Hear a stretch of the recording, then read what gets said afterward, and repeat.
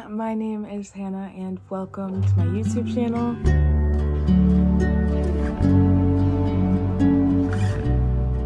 Oh, there's a stink bug on the window.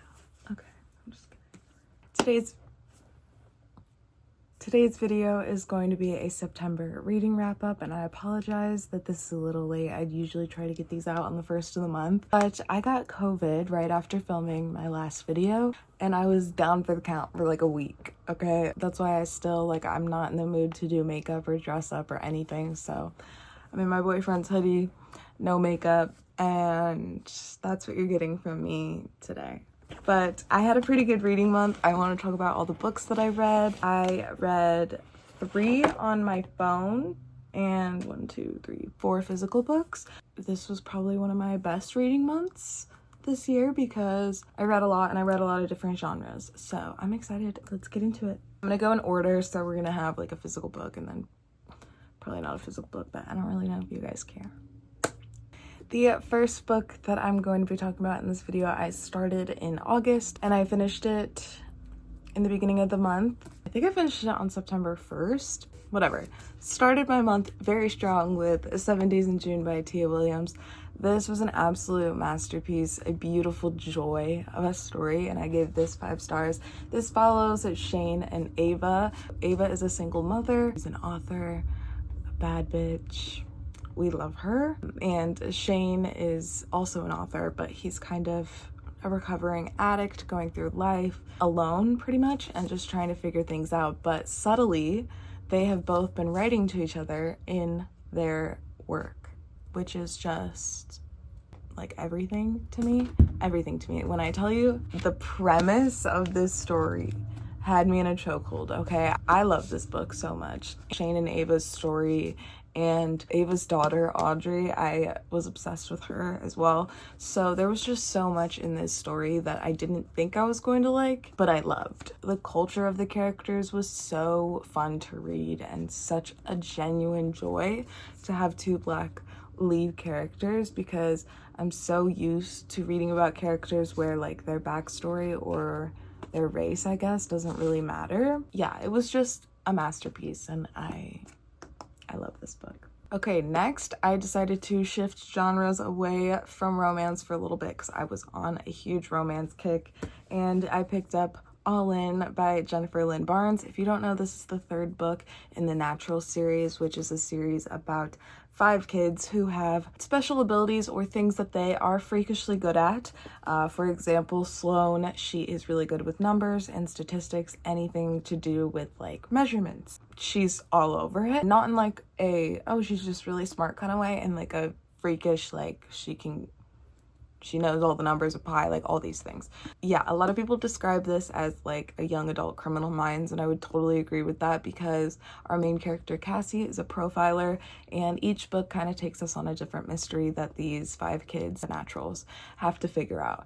And this one was really, really fun. I absolutely love the way that Jennifer Lynn Barnes connects all of these little plot lines that you don't think are gonna come back up, that always come back up. And I finally learned that in this book, that any like tiny detail may be important. This was throwing me for a loop. I can't really say much without like spoiling anything. Just so many things, like even from the other books, that I was like, oh, that's what that meant. This is just crazy. I think Jennifer Lynn Barnes, her brain needs to be studied for like all of the interconnecting pieces that happen in this series. It's crazy. Okay, next I finished Behind Every Good Man by Sarah Goodman Confino, and this book was really fun. I gave it a 3.5 stars just because I felt like it felt very, very long. If you watched my August reading wrap up, I talked about it in that one too because I was like almost done with it, so I'm not going to go too into detail about what it was about because honestly it's been almost a month and I don't fully remember. Basically it follows a divorcee getting into politics in the 1970s, 60s, and her kind of working against her ex-husband who is also in politics. It was just fun to read about like the politics and gender dynamics in the 1960s. Not that much has changed. Yeah, it was just a good, fun little cushy read, but it wasn't it didn't stand out to me. That's why I only gave it 3.5 stars. Okay, next I jumped right into Bad Blood by Jennifer Lynn Barnes, and this is obviously the last book in the Natural series. There's also 12, the novella, in here. So I'm just gonna talk about Bad Blood first and then I'll get into 12. But Bad Blood was amazing. This was like a perfect way to round out the series. I gave this a 4-star. I honestly could bump it up to a 4.5 just because of how strong the found family vibes are in this one and how much you're rooting for every single character and you just want everyone to be happy, and it's just so good. Jennifer was able to keep the mystery and have something like super gripping and thrilling to hold on to, but also falling in love with these characters. It was just really amazing how she was able to hold my attention through so many different mysteries and plot lines and everything with the same characters and all of these different tropes that each of these characters have. Yeah, this was amazing. And then jumping into 12, I only gave 12 3.75 stars, something like that, because I just didn't feel like it was fully necessary. I feel like we could have ended Bad Blood with like a chapter to kind of see where everyone ended up, but I don't think I needed this little novella. It just felt kind of pointless to me, but it was still fun to read about where the characters were, and like, yeah, those were both very, very good. Okay, then I just randomly decided one day to start the Windy City series by Liz Tom Ford, and the first book in that series is Mile High, and this book follows Xander's and Stevie. Yeah, so I was a little nervous to start this one because I heard that the first book is like the worst and people usually don't like it, but I actually really enjoyed it. I thought Xander's had really good character development, and I understand why people don't really like him, but he didn't really say or do anything that was much worse than any of the other bad guy men that I read about, and I said that in my reading vlog, but really enjoyed it. I loved Stevie. She was such a good female main character, but I get away from the plot every time. The premise of this story is Stevie is a flight attendant and Xander's is a pro NHL player and he's an NHL player, and obviously Stevie is the flight attendant on his private plane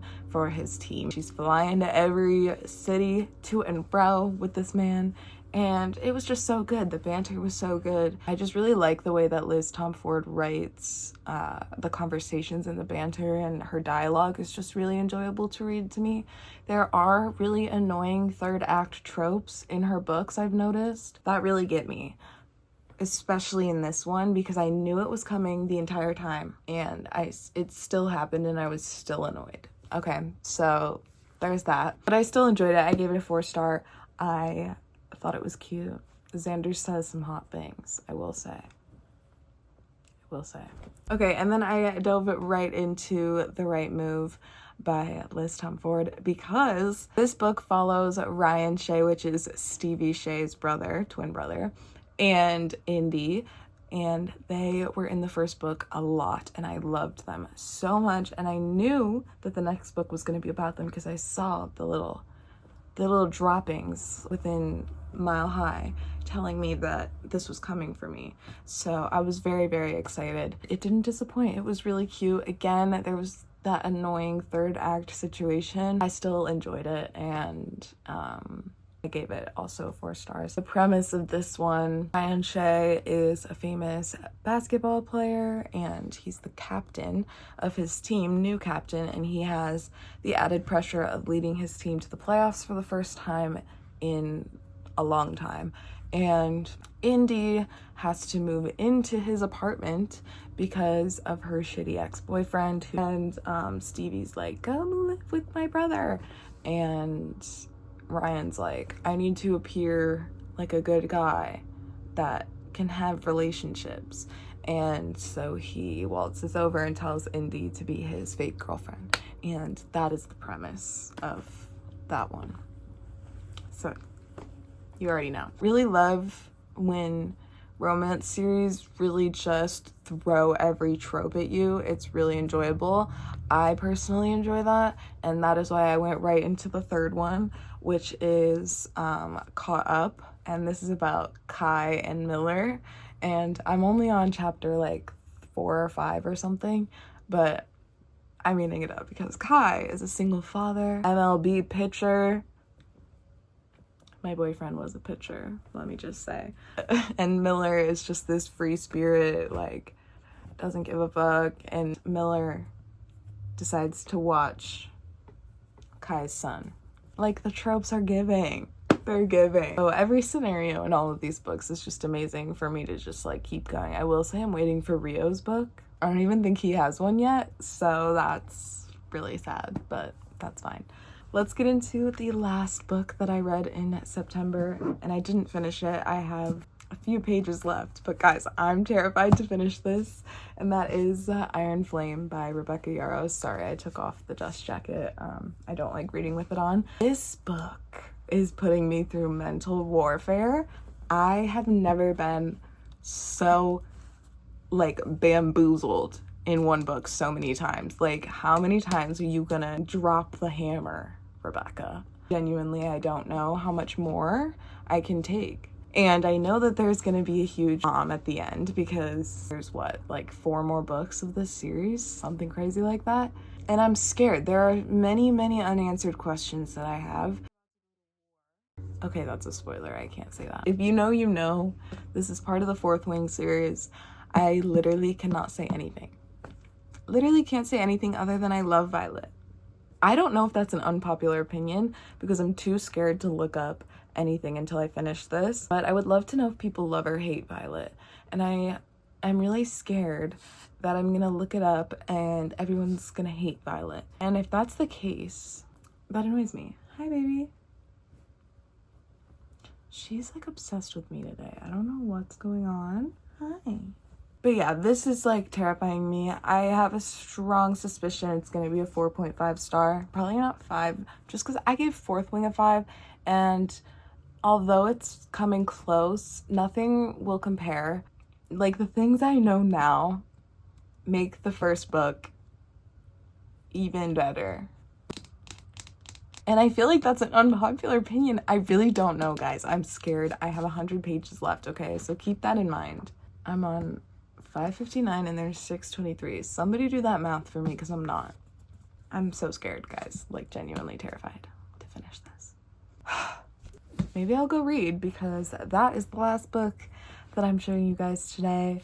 I really hope that you enjoyed watching this video. I love filming these and showing you guys what I got up to this month. Let me know down below what you guys read and if we read any of the same books.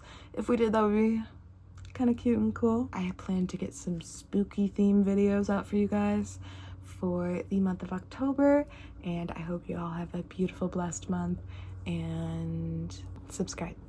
Bye. She's gonna say bye-bye. Bye-bye.